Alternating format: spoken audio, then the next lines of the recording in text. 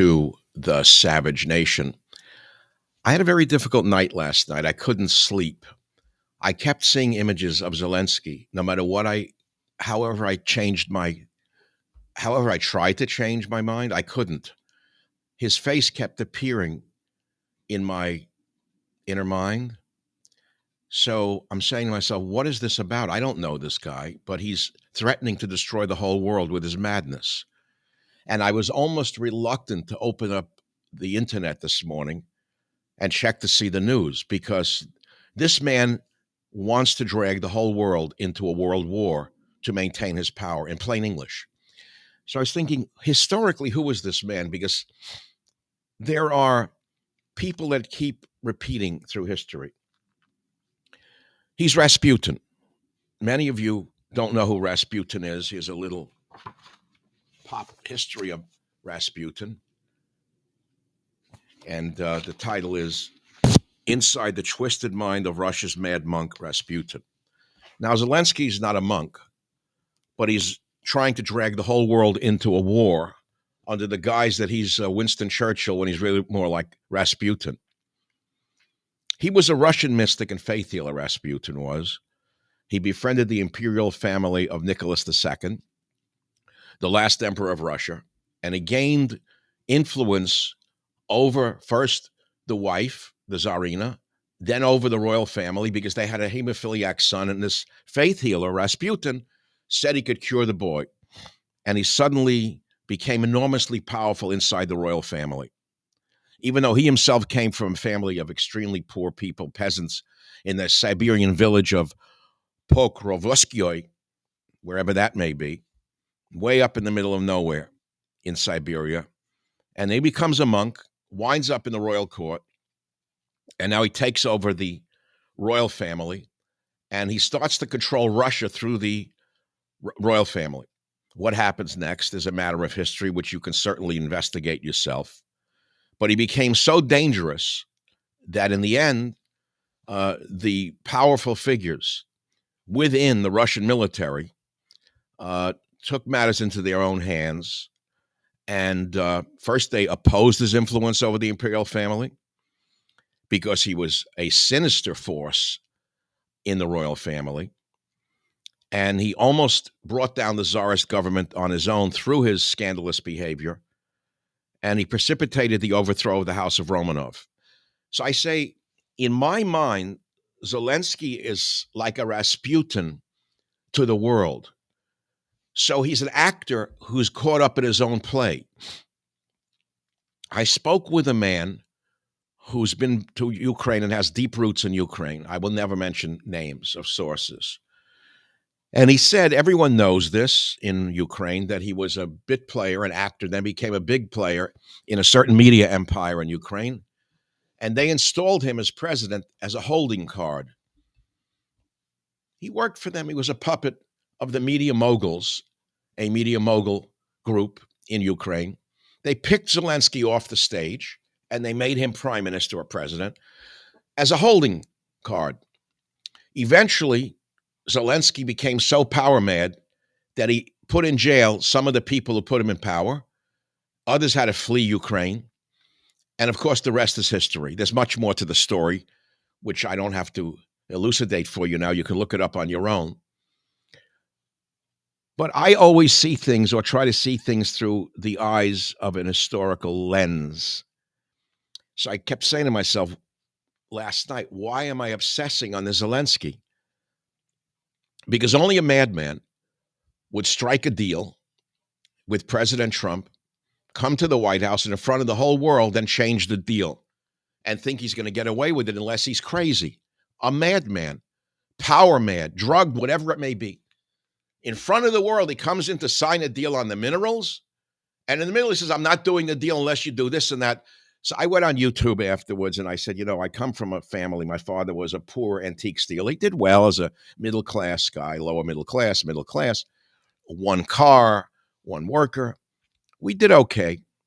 But I grew up in the antiques business in New York. So I watched Zelensky try to come into the White House. And basically, he's a cheap antique dealer. Calls up, hello, we'll do the deal on those clocks. I'll take that grandfather clock. I'm coming in. I'm going to sign the deal on the clock. The clock is $1,500. I'll be there. I'll be there Thursday. Don't worry. Then he shows up, and then he's ready to sign. Then he tells the guy selling the clock, I'll tell you what, I'll give you $200, and I want you to throw in the settee as well. The guy says, get the hell out of here, throws him out of the antique store. Then the game is you go back in, and he says, all right, I'll give you $1,200. This is what he is, a cheap act. And he is so bamboozled the schmucks in Europe and the brainless liberals in America that these morons think he's Winston Churchill. And here we are. Here we are. The weak-minded people fall for this charlatan's act, and he almost drags the whole world into the war that he wants to fight, because if the war ends and there is peace and peace breaks out, he's nothing. He's back to being nothing at all. So this is power madness. This is Rasputin, why I'm trying to tell you what's going on here and how dangerous he is. And the only thing that can save the Ukrainian people is a new leader in that country. They've got to move this guy out, and they got to put in a leader. I mean, I would say Klitschko, the mayor of Kiev, the great boxer, the heavyweight champion, would be a great leader of Ukraine. Heroic looking, a heroic man, a great fighter, and smart enough to know that he can't lose any more Ukrainian people.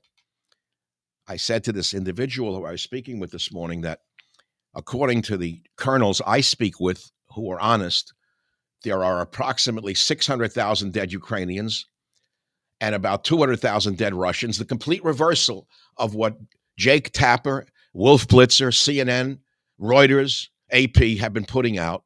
According to Zelensky, the lying comedian, we lost 35,000 men. Unto itself, that's too many. After all, we lost 50,000 men in Vietnam, and we've never gotten over it. Hearts are still broken. So you say 35,000, that's nothing. So my friend says, no, the number, according to people I know in Ukraine, is 700,000 dead Ukrainians. 700,000 dead, 10 million displaced because of this madman who was installed, then loved the power and the adulation so much that he won't let go of the power. And he holds on. And he escalates. He comes in with Trump just a week ago, as I said, the antique dealer, and he changes the nature of the deal in real time. No, I'm not doing the deal unless you throw in this. I'll take the clock, but I want you to throw in a pair of shoes. Trump says, get the hell out of here, and throws the bum out, doesn't even give him a sandwich. He doesn't even give him a pierogi, nothing. Get the hell out of here, you bum. And why did that happen? Because Zelensky thought he wrote the book. But no, Trump wrote the book called Winning Through Intimidation, not this comedian from Kiev. And that's the whole story. I can tell you more. I know you want me to tell you more. I can tell you more about the twisted mind of Russia's mad monk Rasputin, but you could read it yourself, how he gained the trust of Russian royalty, uncover his role in the fall of a dynasty, the gruesome murder. The true Rasputin, the man who lived and breathed, has been lost to history and replaced with caricatures. The true Zelensky, the man who lived and breathed, has been lost to history and replaced with caricatures. The caricature of Zelensky now is he's a great savior of the Ukrainian people. What if he's the destroyer of the Ukrainian people? Let me ask all of you diehard warriors out there who've never fired a Daisy BB gun, because as I've said to you 1,000 times, no man detests war more than the soldier, said General Douglas MacArthur.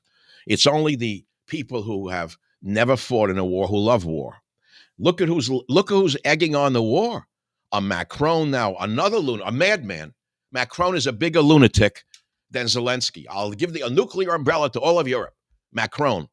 Now, Macron was voted out of office, but he's still in office through a parliamentary maneuver.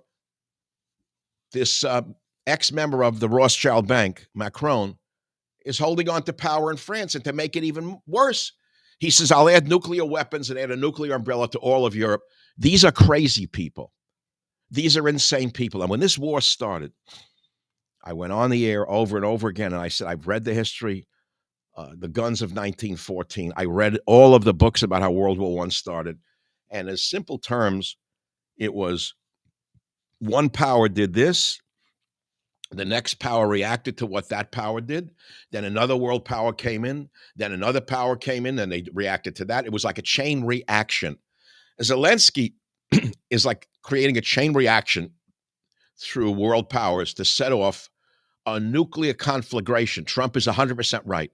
He even said to the little comedian, he said, you don't hold the cards here.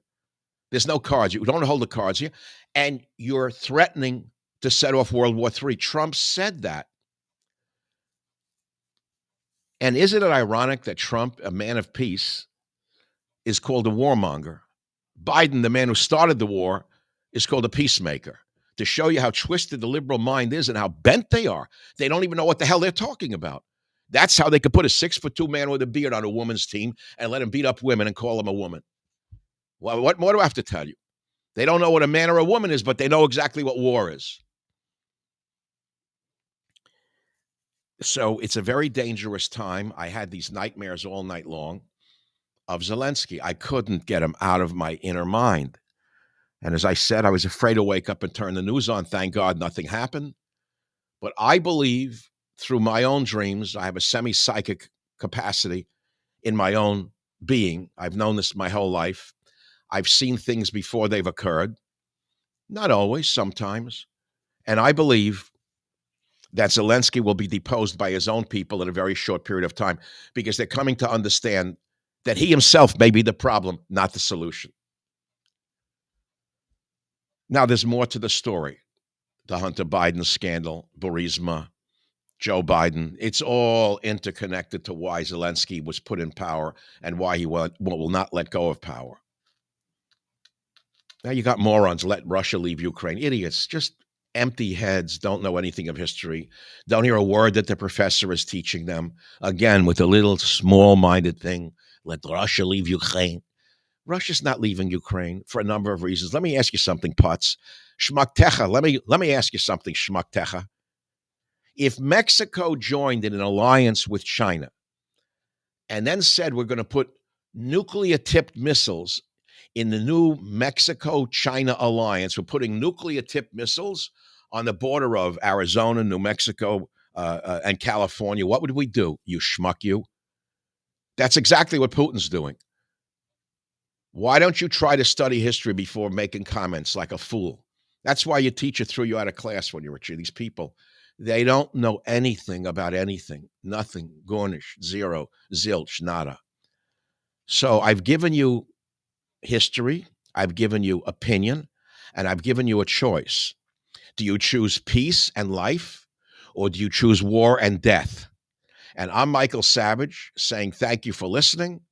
And I shall be back, God willing, Sunday. I hope to come back with a wonderful God Talks. This one I have ready to go. I'm all ready to talk about it on Sunday. It's going to be a good one. I'm going to talk about people who have nightmares and can't sleep and what a prayer book has to offer. Not drugs, not a medicine, not a pill, but a prayer. Not a meditation, but a prayer, a simple prayer, and how it may help you rid yourself of nightmares. I'm going to have to read that prayer myself tonight so I don't dream of Zelensky again. I want him out of my mind. I want him off the world stage. I want him retired and happy. A little nightclub in Miami, maybe. A nice grand piano. A couple of back mirrors, a top mirror. And all the yentas from Miami could go in there and watch him play the piano with his schmendrick. That's all. I wish him well. May God protect him, because I don't believe this man is good for the world. I think he's going to destroy the world. I think he has come along at a very dangerous time in world history. And thank God Trump was elected, not selected. And we just may see this petty actor removed from the world stage. Thank you for listening. Remember what I'm saying to you. You want to choose peace and life or war and death? Before you open your pie hole and start commenting, think about it. And I'll close again, the words of the great General Douglas MacArthur. No man detests war more than the soldier.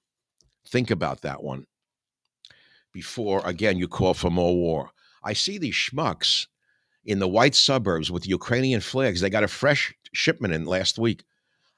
Where is this coming from? Like a fresh shipment arrived. These are the people who had the Ukrainian flags up, the virtue signalers. These are the ones, first they had Black Lives Matters flags up for years on their fences.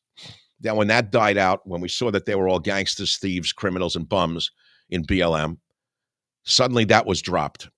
Even the churches dropped the BLM rags that they had in front of the churches. So they needed a new virtue signal. What's the new virtue signal? Ukraine. We're all on the side of Ukraine. All the peaceniks, suddenly they're hanging Ukrainian flags on their fences. And then as time went on, the flags were weathered, worn out, they faded. And all of a sudden, all the fences, they have brand new Ukrainian flags all over the neighborhoods I go to in the white suburbs. Where did these flags come from? Who provides them? How did they get a fresh shipment of new flags last week or a week ago? Yes, indeed. Someone saw through the whole shtick here, didn't they? Right on. Why am I wearing all green? You can figure it out, huh? Now, behind me, I have a statue, not of a hero, but of a villain named Napoleon. Napoleon. Here's another man who thought he was a savior. He invaded Russia, invaded everybody, conquered everybody, put together a thing called the Grand Army. It wasn't just Frenchmen. It was Italians. It was Swiss. It was Yugoslavs. It was Romanians. He conscripted them from all over Europe and put together a Grand Army. And he tried to invade and conquer Russia. Invaded Russia. They were doing very well. They got to Moscow, and the Russians burned Moscow to the ground. They used the scorched earth policy so that the invading troops could not survive off their land because they burned their own city to the ground. If you don't understand the Russian mind, you can't even follow what I'm saying to you. If you know history, as I do, I'll tell you what happened and what will happen. What happened next is even more astonishing. Then Napoleon, the madman, has to withdraw back to France with his Grand Army. How does he do it? Winter sets in. Not only does the winter set in, but there's nothing for them to eat. And they are retreating. They start eating each other. There's cannibalism, according to the history book I've been reading.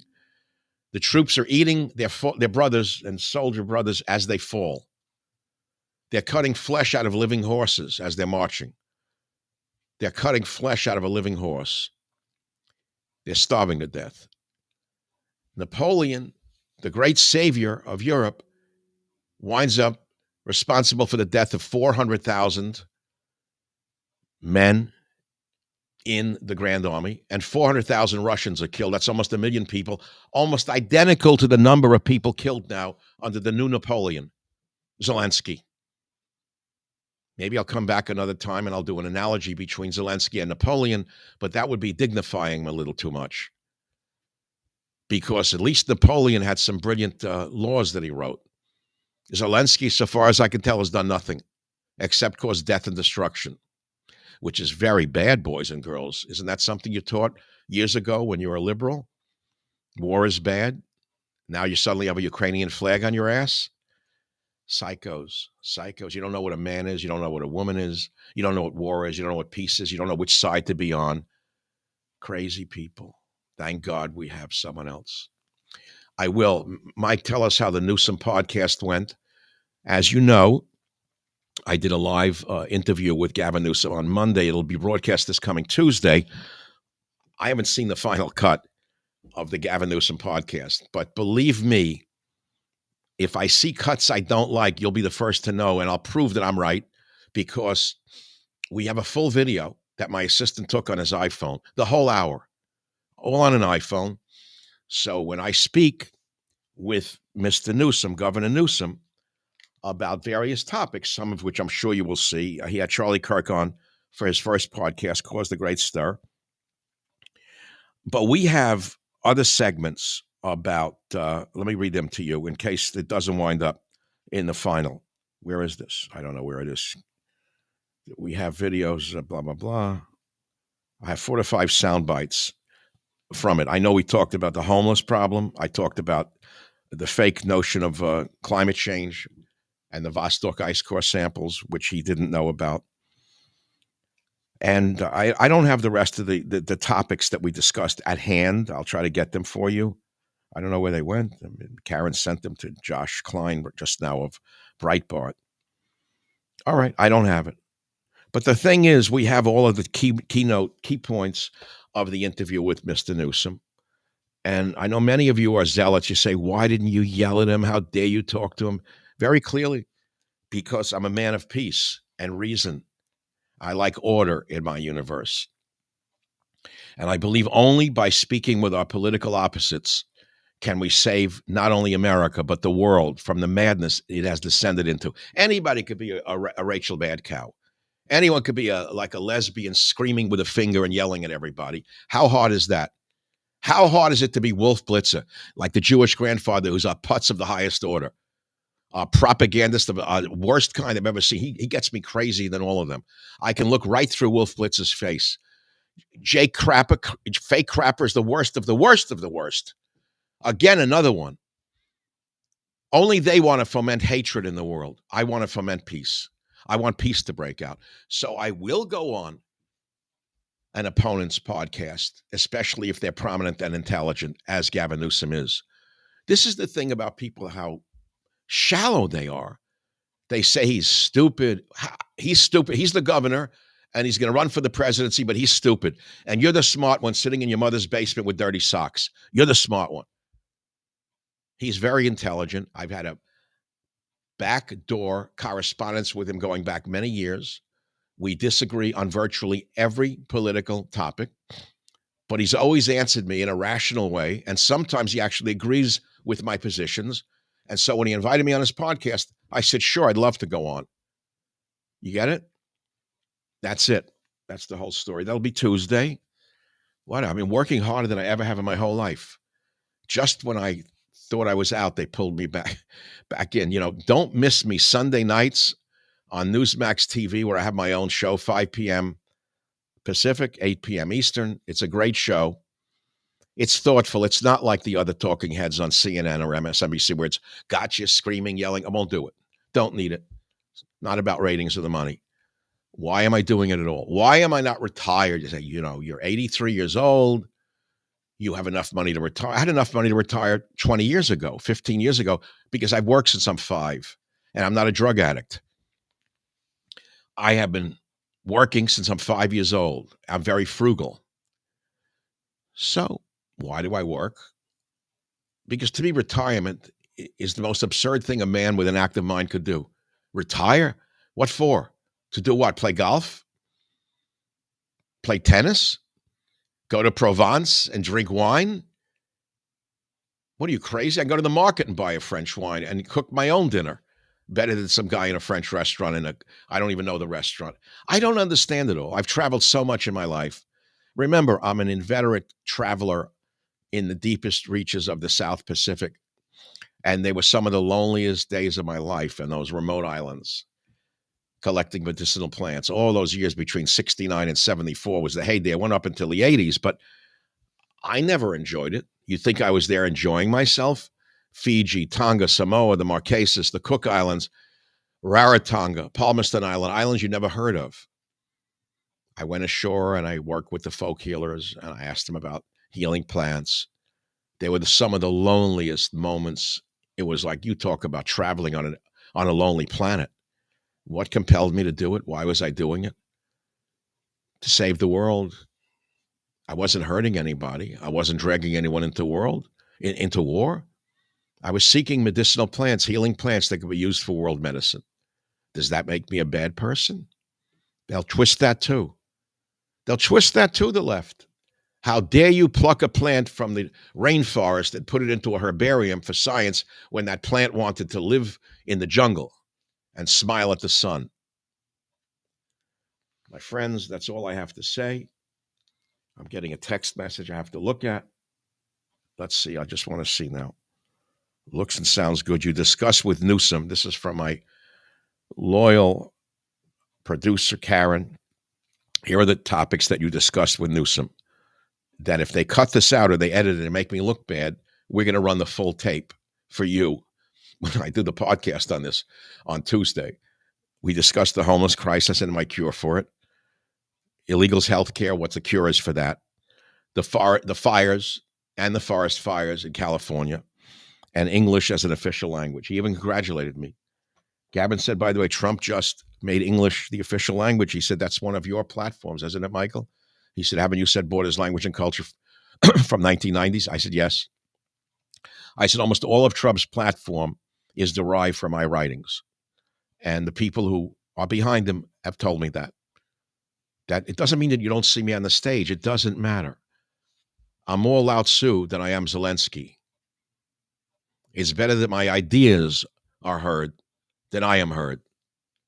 And on that note, I think I've said quite a bit. 25 minutes is a long time.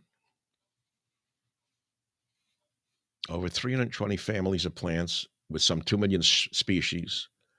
Someone just looked it up on Google. How many species? 2 million now? I didn't collect 2 million species, believe me. So today we've talked about Zelensky as Rasputin, a man trapped in his own play, a man who is trying to drag the entire world into a war under the guise that he's saving the world from evil Russia, and a man who is so dangerous that his own people have to put in someone legitimate who will not destroy their own country anymore, work out the best possible treaty deal with Russia through the United States, and that's the best you could do right now, and then try to heal your nation and rebuild your nation. This divisive figure called Zelensky is not a visionary. He's not a prophet. He's not a mystic. He's not a healer. He's not a Churchill. He is a charlatan lost in his own play and very, very dangerous. Have a nice day. Okay? And now I will too. Remember, Sunday night, you have a date, 8 o'clock Eastern, 5 p.m. Western, Pacific. Oh, it's daylight savings time. I got to check that out. I don't know if I like daylight savings time. Let's see. Fall back, spring forward. Now we got to push so we lose an hour now. So if I wake up at 6 a.m., now it's 7 a.m. already. It's later. So days are longer. I like daylight savings time. It's nice. It adds a little light to the, I don't know what people, everything they turn into an argument. That's no good. This is no good. That's no good. This is no good. Eliminate this. Throw that out. Throw out male and female. That's no good. Throw out the flag. I like daylight savings time. It's good. Okay, that's it again. Another sign off. With God's will and your listenership, you shall see me on Sunday for my God talks on a prayer before you go to sleep to rid yourself of nightmares.